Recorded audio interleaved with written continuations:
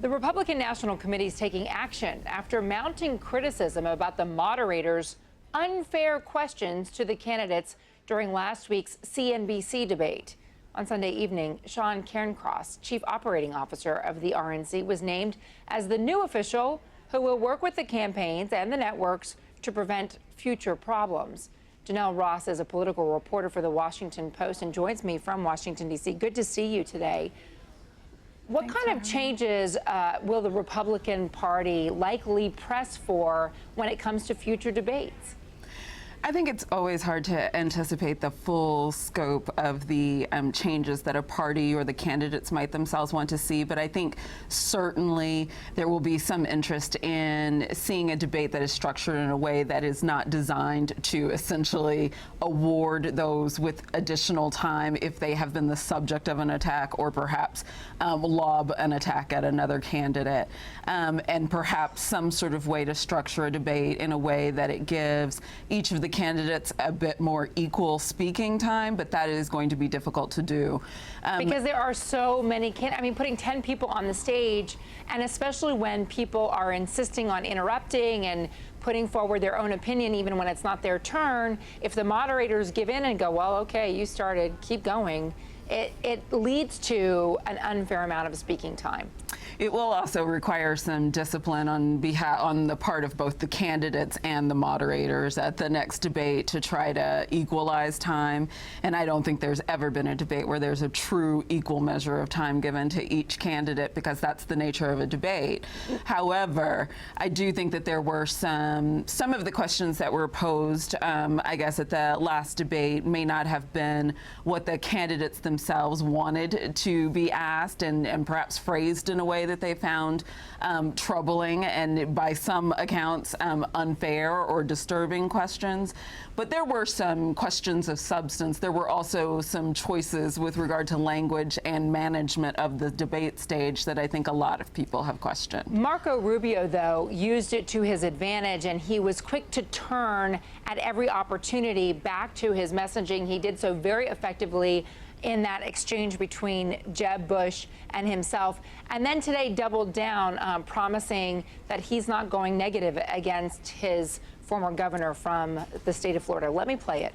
I have tremendous admiration. I said that at the debate. Right. You're never going to hear me badmouth him. He was a great governor of Florida. He's someone I have tremendous personal affection for. My issue is not with Jeb Bush. I'm running for president because I honestly believe that our party and our country needs to turn the page.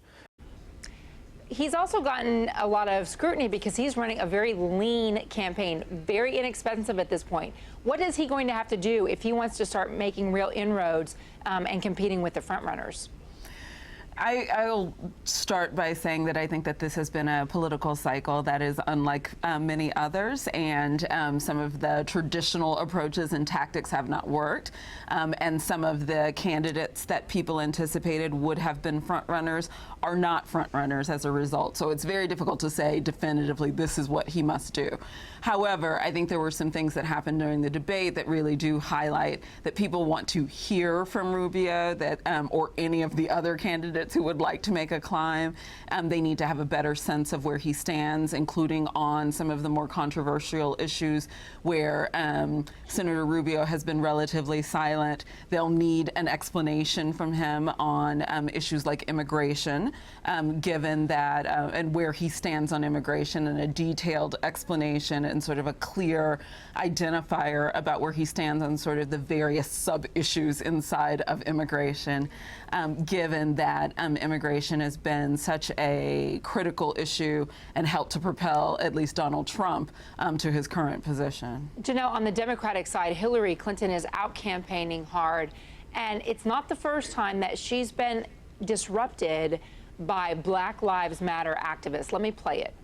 Using nonviolence, using the power of the feelings that come forward. And yes, they do. Yes, they do.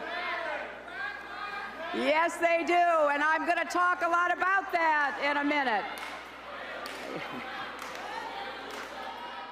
You see the folks behind her sporting their Spelman College sweatshirts. Why are Black Lives Matter activists targeting the Democrats? We've seen it with Hillary Clinton and with Bernie Sanders as well. I think first and foremost, we should be careful in assuming that these groups are completely separate from one another. There are likely some Spelman College students who are themselves involved in the Black Lives Matter movement in Atlanta.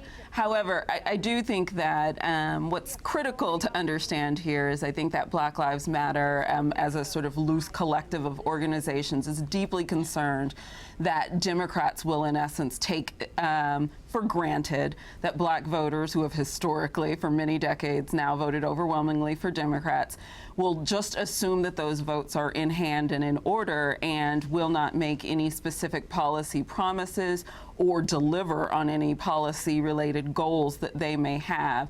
Hence, the decision to protest Democratic candidates.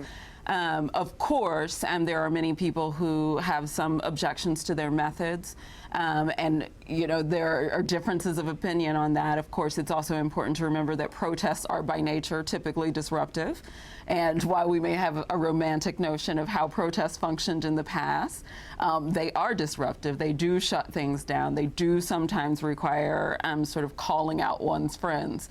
So in that sense, this is not actually that unusual. Janell Ross, so good to talk to you. Thank you.